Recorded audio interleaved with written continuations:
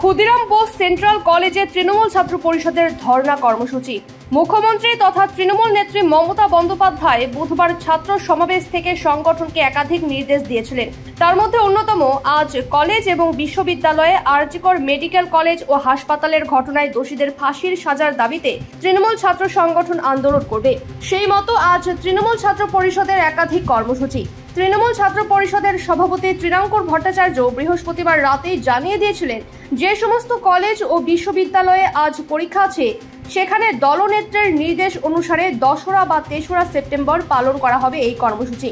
Khudiram Bose central কলেজে তৃণমূল ছাত্র পরিষদের সভাপতি ত্রিনাঙ্কুর ভট্টাচার্য বলেন, দেখুন, সিবিআই তদন্তের 16 দিন হয়ে গেল।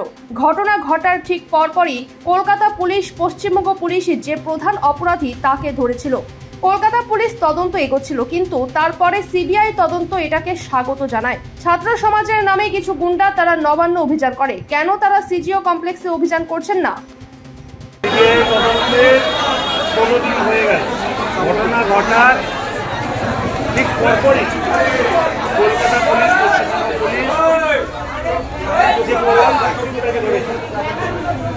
কলকাতা পুলিশ তদন্ত এগোচ্ছিল, কিন্তু তার মধ্যেও সিবিআই তদন্তকে আমরা স্বাগত জানাই। আমরা বিশ্বাস করেছিলাম এই যে ভিন্ন ঘটনা, জঘন্য ঘটনা, এর বিরুদ্ধে প্রতিবাদ হওয়া দরকার এবং দোষীর শাস্তি চাই। 14 তারিখ যা ধর্মবর্ণ রাজনৈতিক দলের মধ্যে গিয়ে আমরা সবাই পথে নেমেছিলাম, আমরা পথে ছিলাম, কিন্তু 14 তারিখে আমরা বলতে পারলাম যে এদের দাবি প্রকৃতপক্ষে জাস্টিস চাওয়া নয়, এদের দাবি রাজনীতি করা। আজকে সেই রাজনীতি করার দাবি 14 তারিখ আর্জি করার অ্যাটাক এবং বিভিন্ন জায়গায় হুলিগানদের করে প্রমাণ পাই। পরবর্তীকালে তৃণমূল কংগ্রেস, পতাকা দলে, তৃণমূল ছাত্র পরিষদের পতাকা দলে আমরা এই সেম দাবি রাখছি।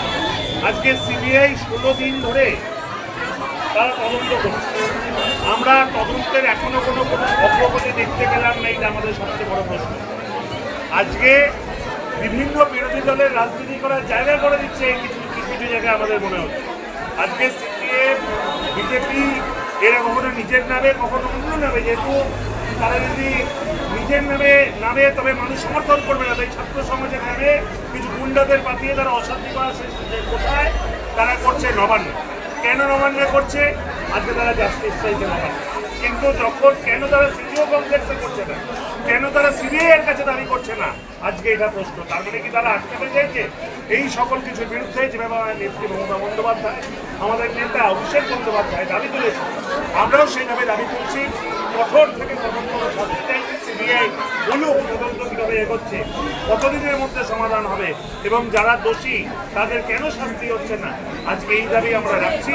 আমরা বলছি দেরি করছে সিবিআই, আমরা কিন্তু ফাঁসিই চাই।